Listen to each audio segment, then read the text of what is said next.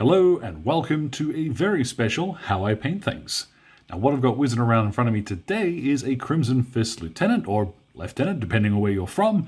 I have done Crimson Fists on the channel before, but it is now a much older video, and I wanted to come back and touch on basically some different methods, a different paint range, and one or two little tricks along the way that I have learned since. All the same, I will make sure that that original video is in the description if you want to go and check that out, because that one uses exclusively Citadel stuff. This is going to lean into the Army Painter for a slightly different finish. So, interesting bits there, hopefully in both videos if you're into these guys. Now, the method itself is pretty simple, and there's a few bits that you can skip, which I will point out as we go along. But as always, all of the paints for this will be listed in the description below. So, let's get started. So once you've got your miniature assembled, first thing of course is to prime him. Now here I've used Raven Black from Colourforge, in part because it's a little easier to see on camera than a pure black tends to be. You can use a pure black from anywhere, it doesn't really matter, because in a moment we're going to go over it with something which will change this quite a bit. As a quick side note, if you do have access to Hyrax Brown from Colourforge, that might actually make a very good primer too. So where we're going to start is I have thinned down on my little palette well here. This is roughly half and half water and oak brown. Now, it can even be more water, it doesn't matter too much. What we're going to do is go over the entire marine. Now, this might seem a little peculiar, but trust me, there is a method to the madness here. Over a brown base like this, blue tends to do this interesting, funky little purplish kind of look, and it works super well. Especially for a nice dark blue like our Crimson Fist is going to be. This is why I mentioned you could use Hyrax Brown as a primer, because obviously this would then eliminate this step. And don't worry if your paint is, quite thin, almost watery. We're really just looking to introduce a little bit of warmth to the miniature. Now this is fairly similar to Rhinox Hide if you want to do this with Citadel colors.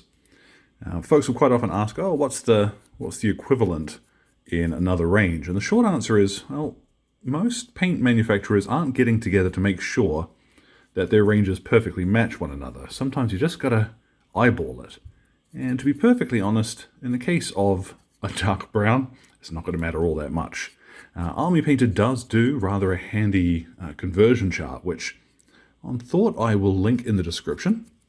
But yeah, let's just cruise around this fella, make him all brown, and then let him dry for a little while. Now it's important that it is thoroughly dry when we get to this step, because what we're going to do now is to quite heavily overbrush this. What I'm going to start with is Imperial Navy, and this is quite close to Cantor Blue, and I haven't taken much of this off my brush at all. What I'm going to do is just roughly splurge this over the armor. Now, I'm not too worried if I end up with a little bit of this in the recesses. Our brown is really just there as a warmth layer. You'll see I'm not being all that careful about how this goes on. I want this to be the majority color of the miniature by the time I'm finished.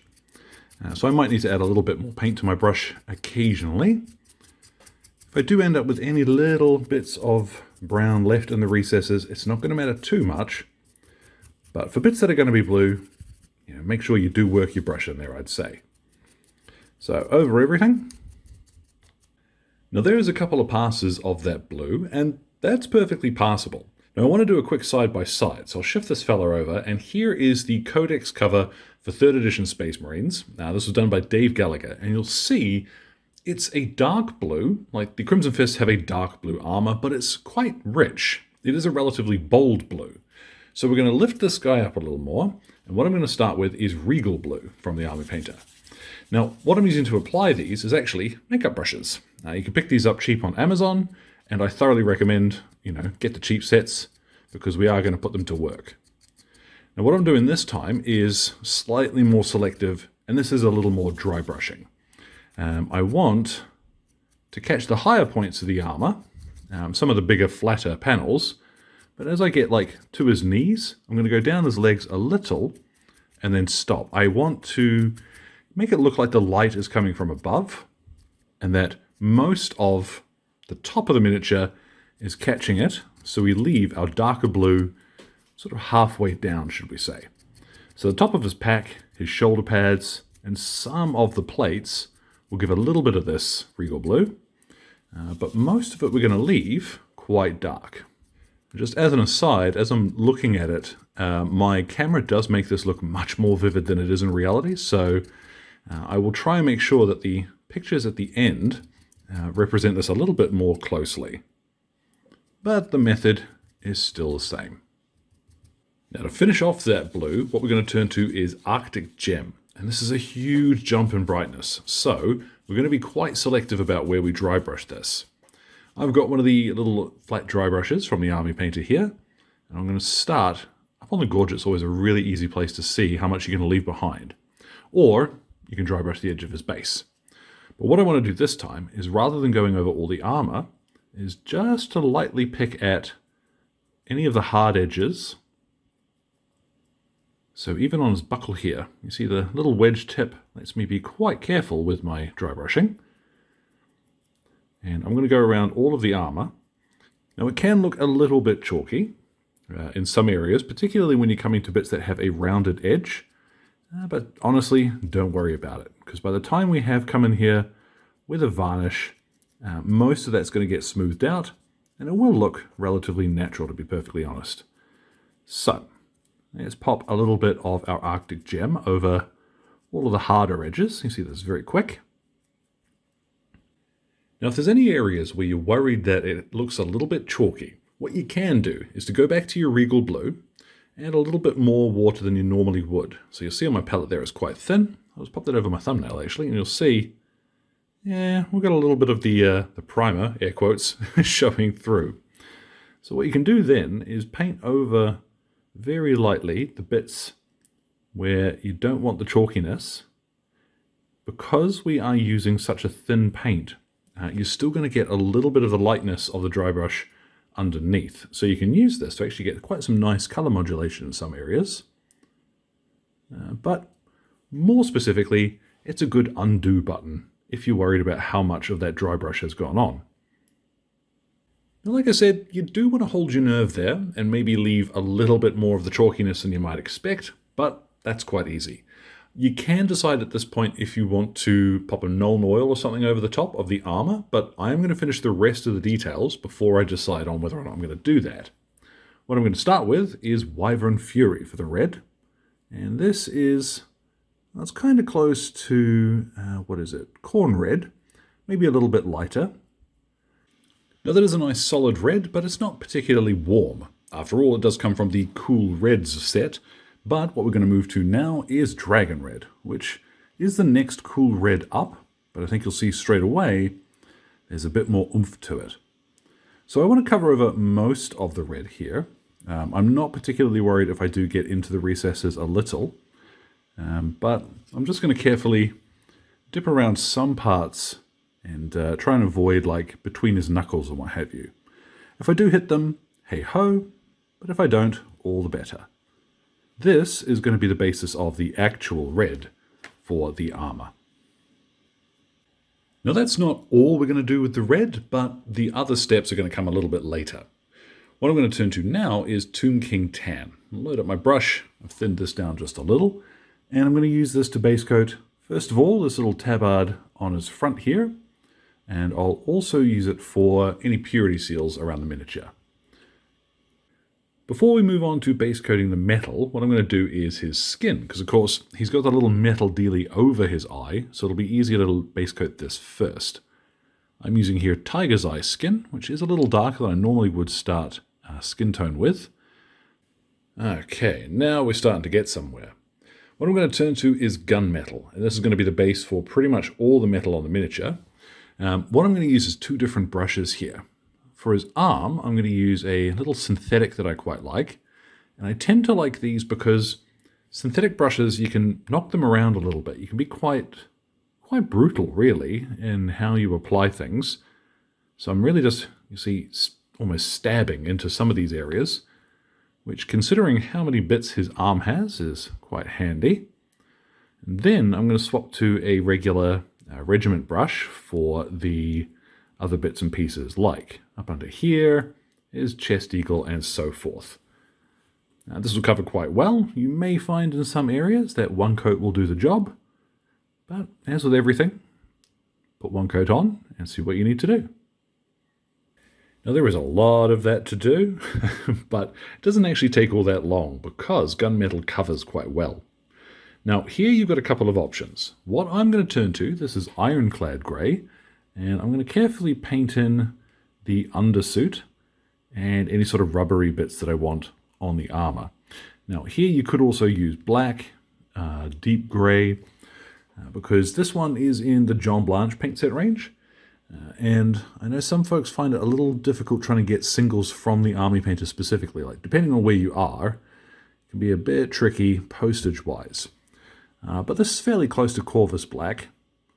But there's nothing saying you couldn't just paint these sections black as well.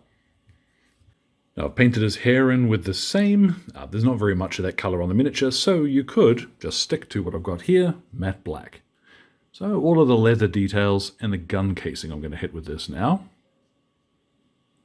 Now something I realized only after having finished that nice black is it would have been easier to actually paint the white on the plasma coils first. So if you have got guys who've got plasma guns or what have you, this will probably take a couple of coats. Don't just load it up and blob it in and overdo it to try and save time. Then you paint down a little. And yeah, a couple of coats of white, and then do the black. Now, as well, I've gone over his teeth with that too. The idea being that if you make a mistake there, you can very easily grab your base skin tone and tidy it up. Now, what I've got here, this is Temple Gate Teal, and I'm going to slide this in back here for the wax on the purity seals. You can use any color that you like here. I just think green works well. And I'm also... let's see if I can get in here with my brush. I will also use it for the little cable on the side of his bionics. I've also snuck on a little bit of white to the lens on his bionic eye there, and on the gem on his knee. Now, what I've got here, this is true copper, and this is what I'm going to use for the gold details, of which there are not going to be many. I tend to personally like crimson fists that don't have a lot of ostentation. I like a lot of gunmetal, a lot of silver, a lot of stuff that looks functional. But there are going to be one or two bits where it makes sense for them to be a little bit more flashy, a little bit shinier. So for that, I'm going to use this. Now, once you're happy with your base coats and any tidy up is done, the last thing I've done is to just bang some deep grey over the rocks on the base. Doesn't matter too much what you use there. It's really going to depend on how you want to base them. But just for quick sake there. But then what I'm going to do is I have mixed up here half and half. This is dark tone and Speedpaint Medium. And I'm going to go over all of the metal with this. You'll see I'm not just chucking this on with a big huge brush. I am being relatively careful with it because I don't want to get this, I don't want it to run away from me. You don't have to be painstakingly careful with it, but just don't apply a huge glob at a time. The regular brush, you got quite a bit of control where it goes, how it settles, and yeah, over all of the metal stuff first of all. Then for pretty much everything else that I'm going to shade, so his skin, the red armor, so his fist for example, the tabard and all that, what I'm going to use, this is strong skin shade, and same again, it is mixed down with about half and half of the Speedpaint Medium. This could even go over the green, it will work pretty well. I'm using this instead of strong tone because it's got a slightly warm, almost orangey kind of touch to it. So as well as working super well over skin, I mean, look at that parchment. It's a nice mix. So let's not try and put too much of this on his face. I don't want to drench him. And yeah, like I said, those other little details, come back in a second and have a look at that once this is dried. Now, while that dries, what I have is some Plasma Coil Glow. This is one of the glowing effects paints from the Army Painter. It isn't literally glowing, but once you put it on.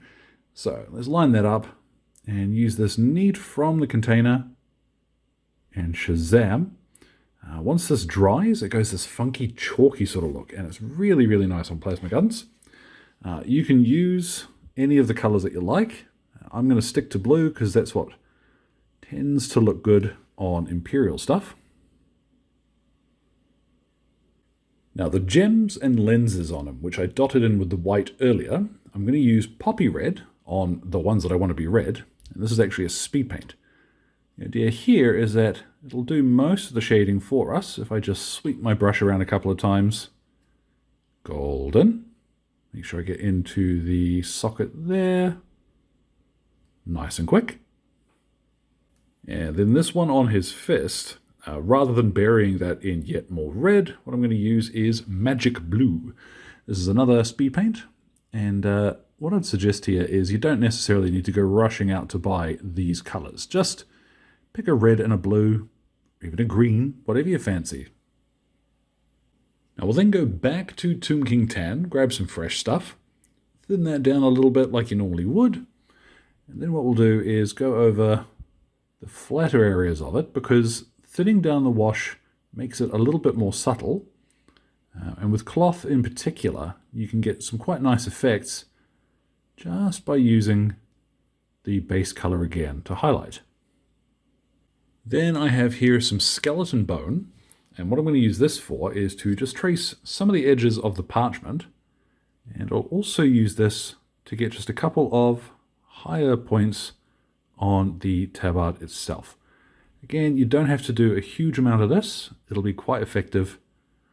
Just a couple of quick splashes.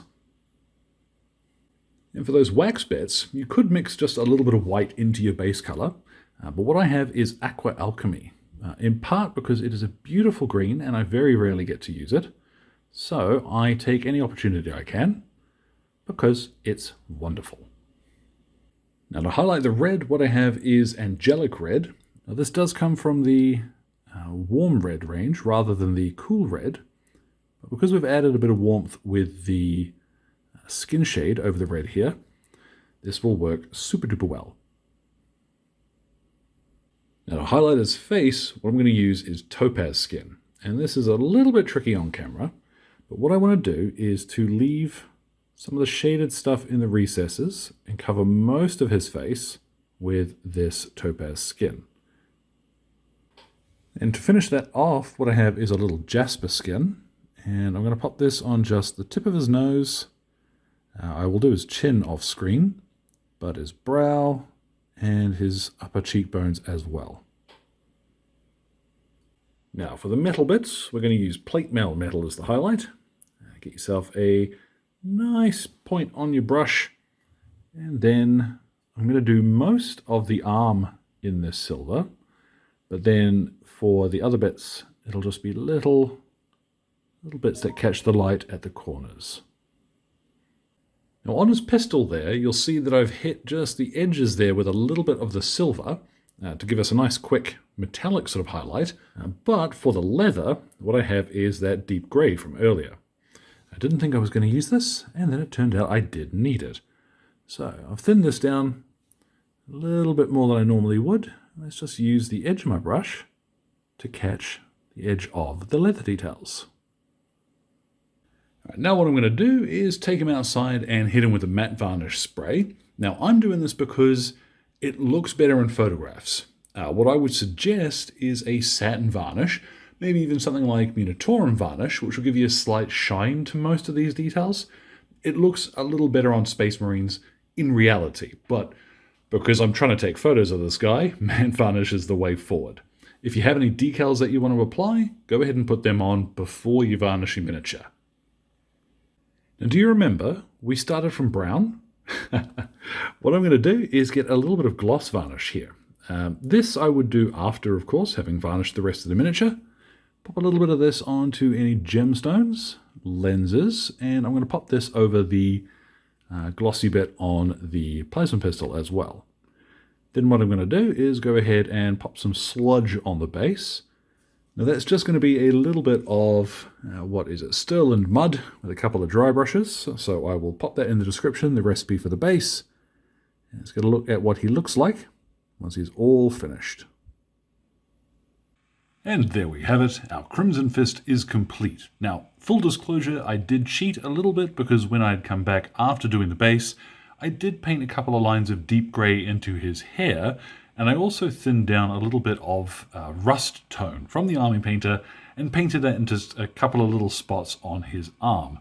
It's tiny things, I just couldn't leave well enough alone, and I was really enjoying painting them. Now, this is definitely a miniature where if you have transfers or decals or what have you, it is going to look great putting them on. There are one or two little things where I think it would elevate this, but it is interesting to come back and watch them going around again. And remember, this started from brown. There are no washes and no edge highlights on that armor. That's done. I really like that finish. So as always, thanks goes out to Exit 23 Games for the light and sound equipment, as well as all of my wonderful patrons who are keeping me ticking in paints and glue, which includes my most gorgeous producers who are showing up on screen now. Thank you very much for your support, folks. Mean it every time. Now, any questions or anything, feel free to drop them in the old comment box below. My Blue Sky and Instagram are both linked there too.